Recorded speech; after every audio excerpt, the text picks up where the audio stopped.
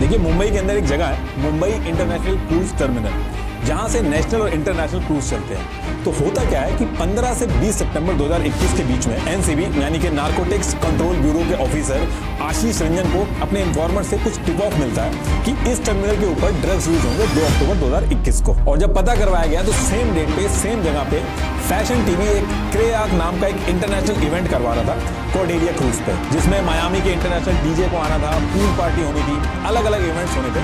ये सारे इवेंट्स होने थे जिसमें 2 अक्टूबर को इस क्रूज को मुंबई से चल के गोवा जाना था और 4 अक्टूबर को वापस मुंबई आना था। तो देखिए जैसे ऑल ओवर इंडिया में एयरपोर्ट की सिक्योरिटी की जिम्मेदारी सीआईएसएफ की होती है, वैसे ही इस मुंबई इंटरनेशनल क्रूज टर्मिनल की सिक्योरिटी की जिम्मेदारी सीआईएसएफ की होती है। तो जब एनसीबी को इन्फॉर्मेशन मिलती है तो वो सीआईएसएफ को इन्फॉर्म करती है और एक प्लान बनाती है जिसकी टीम को लीड करते हैं समीर वानखेड़े। देखिए जब एनसीबी के पास ये इन्फॉर्मेशन आती है कि 2 अक्टूबर 2021 को ये सब होने वाला है, तो समीर वानखेड़े अपने सीनियर ऑफिसर और सीआईएसएफ के साथ कोऑर्डिनेट करके 2 अक्टूबर 2021 को इसको रोकने का प्लान बनाते हैं। तो देखिए जब ये लोग प्लान बना रहे थे तो इनके सामने कई दिक्कतें थी।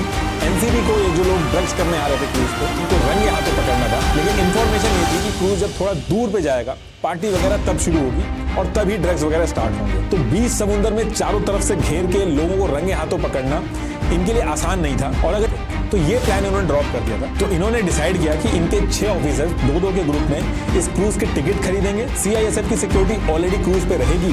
तो डिसाइड होता है कि बीच समुद्र में जब पार्टी स्टार्ट होगी तो ये लोगों को रंगे हाथों पकड़ेंगे। ये जो क्रूज पे इवेंट हो रहा था इसके जो टिकट थे 60,000 से 5 लाख के बीच में थे, और ये जो पूरा शिप था इसमें 1800 लोगों को ले जाने की कैपेसिटी थी। उसके बाद भी टिकट मिलना बहुत मुश्किल हो रहे थे, लेकिन फिर भी 1 अक्टूबर से पहले एनसीबी के 6 ऑफिसर्स जुगाड़ लगा के इस टिकट खरीद लेते हैं। अब डेट आती है 2 अक्टूबर 2021, गांधी जयंती का दिन था।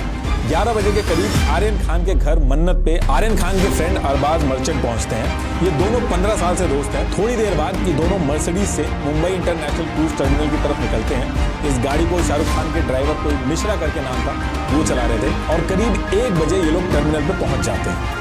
बाकी आर्यन के जो 6 दोस्त थे वो अपने अपने घर से इस टर्मिनल पे पहुंचते हैं। इधर समीर वानखेड़े की टीम सेम कपड़ों में टर्मिनल पे फैल जाती है। लोग क्रूज की पार्टी को ज्वाइन करने के लिए धीरे धीरे आ रहे थे, और जो भी लोग इस पार्टी के लिए क्रूज पे आ रहे थे उनकी चेकिंग सीआईएसएफ वाले कर रहे थे। उसके बाद ही एंट्री मिल रही थी क्रूज पे, और इस पूरे प्रोसेस पे एनसीबी के जो ऑफिसर्स थे वो पूरी तरीके से नजर रख रहे थे। तो ये सारी चीजें यहाँ पे चल रही थी। 1:30 बजे के करीब आर्यन और उनके फ्रेंड अरबाज मर्चेंट क्रूज पे पहुंचते हैं, और इनकी एंट्री जो है वो नॉर्मल क्यू की जगह सेपरेट क्यू से करवाई गई, वीवीआईपी की तरह। लेकिन इनकी चेकिंग भी एनसीबी ने सीआईएसएफ से करवाई। जब अरबाज मर्चेंट जो आर्यन खान के दोस्त थे उनके जूते की तरफ चेकिंग हो रही थी, तो एनसीबी वाले नोटिस करते हैं कि आर्यन खान काफी घबरा जाते हैं। एनसीबी की टीम को शक हो जाता है, और इसी के बाद एनसीबी की टीम इन दोनों को उठा के एक अलग रूम में ले जाती है। वहां पे दोबारा चेकिंग की जाती है और अरबाज मर्चेंट के पास से ड्रग्स मिलते हैं, लेकिन आर्यन खान के पास से कुछ भी नहीं मिलता है। इन दोनों के ऊपर प्रेशर बनाया जाता है, तो ये अपने बाकी 6 दोस्तों का नाम भी ले लेते हैं जिनके नाम ये थे। इसके बाद एनसीबी की टीम बाकी पूरे क्रूज की तलाशी लेती है और टोटल 14 लोगों को पकड़ती है।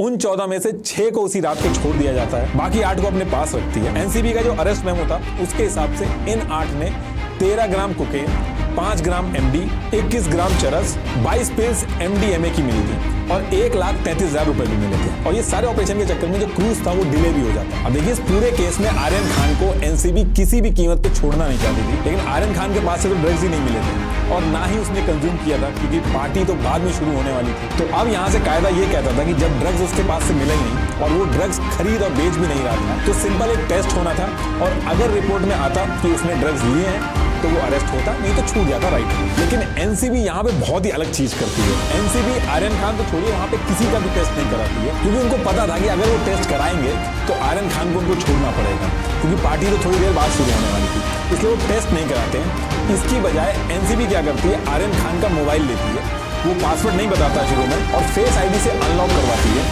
जिसमें आर्यन खान की जो ड्रग्स से रिलेटेड चैट्स थी वो मिलती है उनको, और उन चैट्स में से भी अनन्या पांडे की चैट्स निकलती है ड्रग्स से रिलेटेड आर्यन खान के साथ, जिसमें आर्यन खान अनन्या पांडे से गांजा और कोकेन मांग रहे थे। ये वो ओरिजिनल चैट्स हैं जो मैंने लगा दिए।